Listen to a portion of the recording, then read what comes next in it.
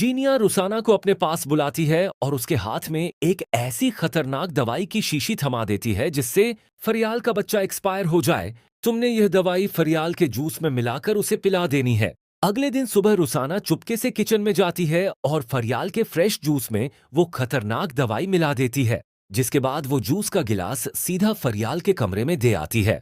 तभी शहरम फरियाल से प्यार से बोलता है, फरियाल तुम ये जूस पी लो। लेकिन फरियाल कमजोरी से कहती है, आप अभी ऑफिस चले जाए, ऑफिस में बहुत काम है, आज मेरी तबीयत वैसे ही ठीक नहीं है। जिसके बाद शहरम उसे आराम का कहकर ऑफिस चला जाता है। जैसे ही फरियाल बेड पर बैठकर वह जूस पीती है, अचानक उसके पेट में शदीद दर्द उठता है।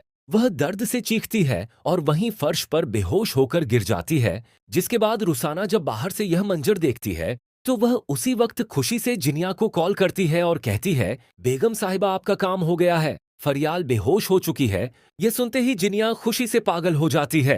तभी वो रुसाना को कहती है, तुम्हारे तय किए हुए सारे पैसे तुम्हें मिल जाएंगे। दूसरी तरफ निशाद बेगम जब फरियाल के कमरे में दाखिल होती हैं तो उसे यूं फर्श पर बेहोश गिरा देखकर उनके होश उड़ जाते हैं। वह भागकर उसके पास जाती है और उसे उठाने की कोशिश करती है, लेकिन फरियाल आंखें नहीं खोलती। निशाद बेगम रोते हुए उसी वक्त शहरम को कॉल करती हैं और बताती हैं, बेटा जल्दी आओ।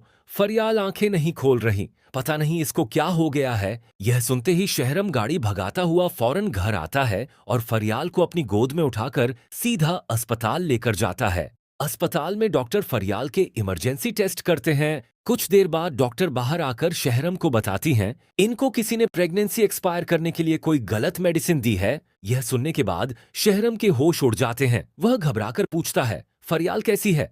डॉक्टर उसे तसल्ली देती है, शुक्र है आप वक्त पर आ गए, हमने माँ और बच्चे दोनों की जान बचा ली है, लेकिन नेक्स्ट टाइम आपको सख्त ख्याल रखना होगा। शहरम फरियाल को ठीक होने के बाद अपने घर वापस ले आता है। घर आते ही वह आग बबूला होकर रुसाना को बुलाता है और चीखता है, बताओ तुमने फरियाल के जूस में क्या मिलाया था? लेकिन रुसाना डरकर झूठ बोलती है, साहब मैंने कुछ भी नहीं मिलाया। तभी पीछे से निशात बेगम आगे बढ़ती हैं और रुखसाना के मुंह पर एक जोरदार थप्पड़ मारती हैं। सच बताओ वरना अभी पुलिस के हवाले कर दूंगी।